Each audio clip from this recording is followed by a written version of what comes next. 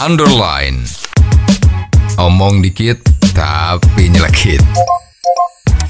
Bersama Om Bob. Temukan di channel YouTube Om Bob Indonesia. Om Bob, di Jawa Barat ada usulan bahwa dana makan bergizi gratis senilai 1 triliun ini dialihkan untuk tebus ijazah. Bagaimana Om Bob menggarisbawahi masalah ini? Ini memang hal yang biasa ya.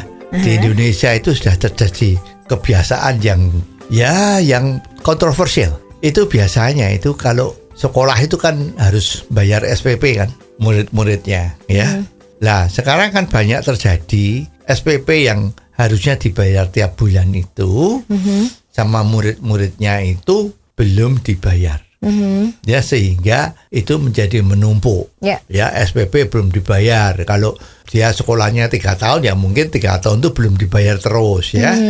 Dan memang secara etis kan murid yang belum bayar uang sekolah itu kan ya boleh bayar sekolah terus kan. Kan kasihan kalau nggak dapat sekolah itu bagaimana gitu kan. Nanti kemampuan otaknya berkurang, merugikan masyarakat, merugikan negara kita kan. Maka kebanyakan sekolahan-sekolahan itu melakukan semacam menahan ijazahnya. Kalau ujian sudah selesai, ijazahnya itu tidak diberikan sama muridnya. Yang tadi itu yang nunggak SPP.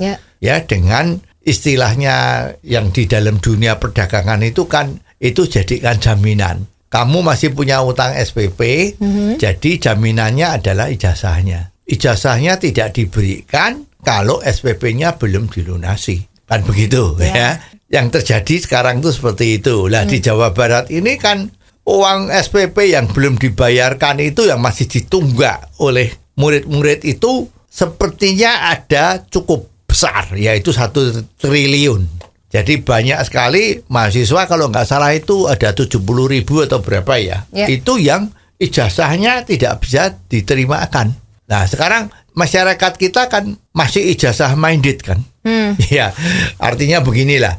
Kalau mau daftar SMA harus punya ijazah SMP. Ya, mau masuk SMP harus punya ijazah SD gitu kan. Ini masih terjadi ya.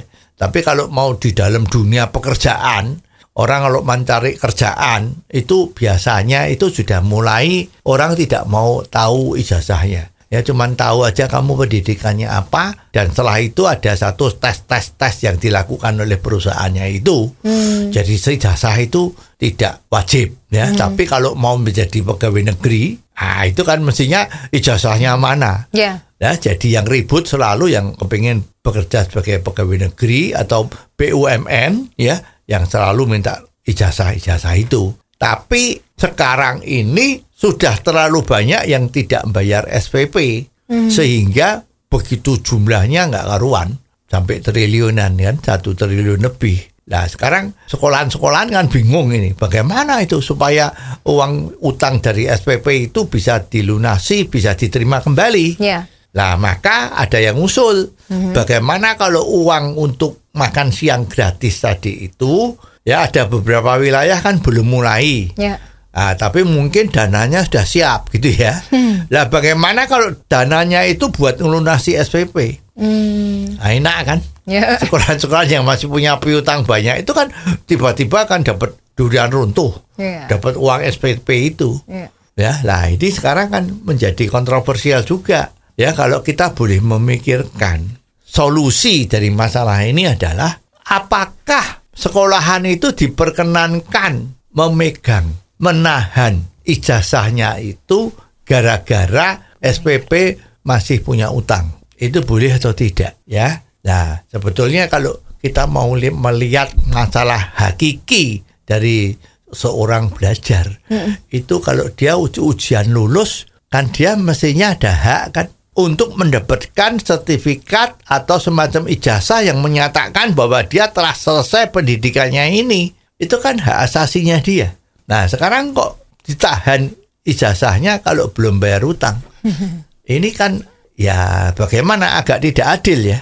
Kalau itu tidak boleh, harus bagaimana Om Bob? Ya mestinya jangan sampai ada piutang. Namanya SPP itu kan harus dibayar tiap bulan. ya tiap bulan ya dibayar. Kalau nggak bayar itu harus ada sanksi.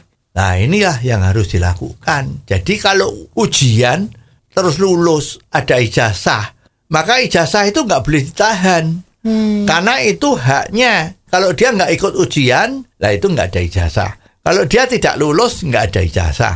Tapi kalau lulus, harus ada ijazah. Ya. Tidak bisa ijazah itu ditahan. Jadi yang paling penting memang akar masalahnya. Kalau dia belum bayar SPP, ya harus di stop. Nggak boleh belajar. Jadi pola-pola seperti ini kasihan. Kalau nggak dapat sekolah karena SPP-nya belum dibayar, ini kasihan anak muridnya. Itu adalah kebudayaan yang harusnya kita mulai dipikirkan untuk dirubah. Ya, karena kalau sempat kita menolak dia untuk sekolah gara-gara SPP-nya itu belum dibayar, lah anak-anak itu kan tanggung jawabnya orang tua kan. Ya. Nah, berarti kan orang tuanya itu tidak menyisihkan keuangannya dia untuk membayar SPP muridnya, anaknya. Nah, ini kan juga agak benar. Ya. Nah, terus juga orang tuanya lama-lama, ini kan urusannya pemerintah. Pendidikan anak itu urusannya pemerintah.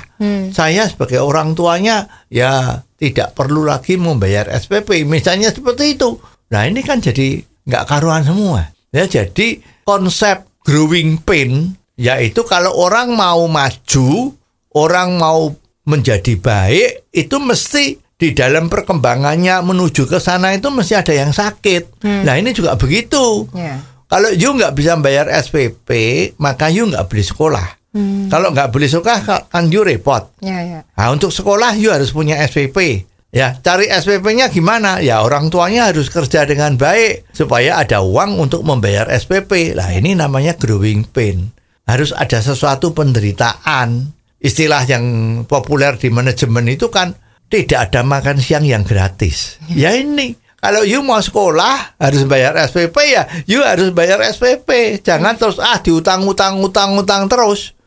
Nanti toh sekolahan nagihnya ke belakangan. Nah, tapi kalau sekarang memang nggak dibayar, ijazahnya gimana? Ya. Ini kan jadi repot ya. Jadi konsep-konsep dari harmonis itu harus mulai perlu dipikirkan kembali. Apakah harmonisasi sekarang yang terjadi di Indonesia itu akan dipertahankan terus atau perlu dimodifikasi? Oh, jadi begitu ya Om Bob.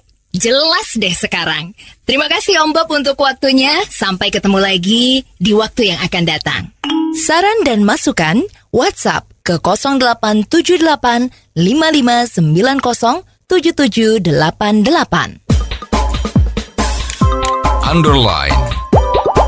Omong dikit tapi nyelekit. Bersama Om Bob.